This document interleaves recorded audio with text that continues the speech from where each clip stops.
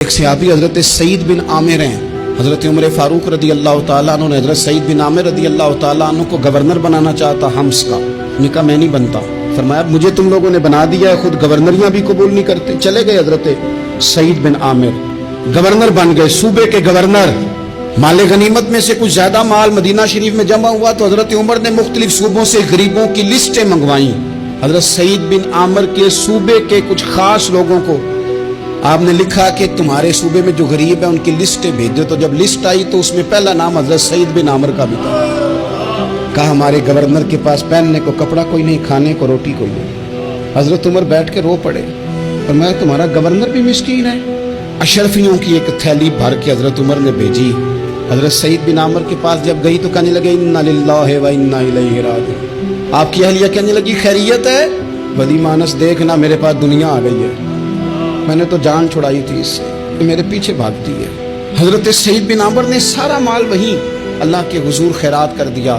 حضرت عمر ایک دفعہ دورے پہ آئے ان کے صوبے میں تو سب لوگوں کو جامع مسجد میں بلایا، حضرت سعید بن عامر کو بھی بلایا.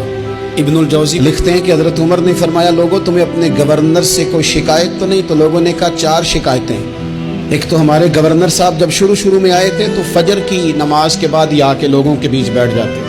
اب اشراق چاشت کے وقت آتے ہیں، سورج پورا طلوع ہو جاتا ہے تو حضرت سعید بن عامر رضی اللہ عنہ آتے ہیں. اور دوسری شکایت یہ ہے کہ صرف دن میں ملتے ہیں، رات کو ملتے ہی نہیں.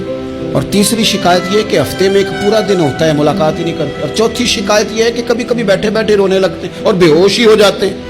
آپ نے ایسا شخص گورنر بنا دیا جو دیوانہ ہے.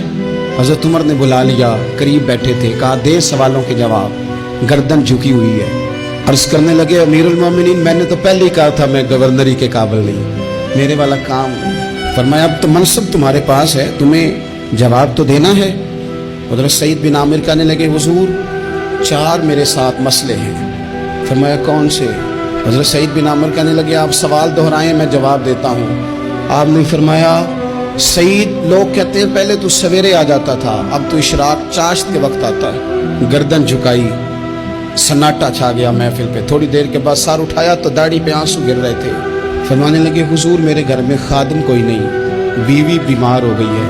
میں نہ سویرے اٹھتا ہوں، آٹا گوندتا ہوں، روٹیاں پکاتا ہوں، گھر میں جھاڑو دیتا ہوں، باہر آنے میں دیر ہو جاتی. پہلے جواب پر ہی لوگ رونے لگے، آنسو نکلنے لگے. حضرت عمر رضی اللہ تعالیٰ عنہ بھی روئے. پھر فرمایا کہ سعید تو دن کو ملتا ہے تو رات کو کیوں نہیں ملتا؟ اپنی داڑھی پکڑ لی. کہنے لگے عمر ساری سفید ہو گئی ہے، اب تو لگتا ہے پھل پک گیا ہے، پتہ نہیں وہ کب مجھے کہے گا واپس آ جا. میں نے نہ دن مخلوق کے لیے رکھا ہے، رات اپنے رب کے لیے رکھی ہوئی ہے، مجھے تکلیف نہ دی جائے. گورنر کی بات کر رہا ہوں. پھر کہا سعید یار ہفتے میں ایک دن ملتے کیوں نہیں؟ کہنے لگے عمر یہ میرے رب کے ساتھ پڑتا ہے، اسے نہ کھولا جائے. فرمایا نہیں آپ بتائیں.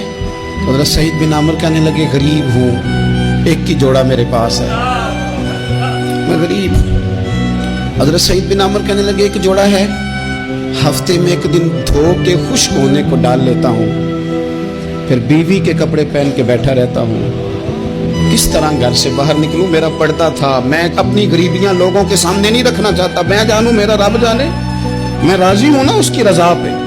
اب تو حضرت عمر ہچکیاں لے کے رونے لگے. فرمانے لگے چل آخری سوال کا جواب ہی دے دے، کبھی کبھی روتے ہو تو بے ہوش ہی ہو جاتے ہو. حضرت سعید بن عامر پھر رونے لگے. فرمانے لگے بڑی عمر کا ہو گیا تھا جب کلمہ پڑا تھا.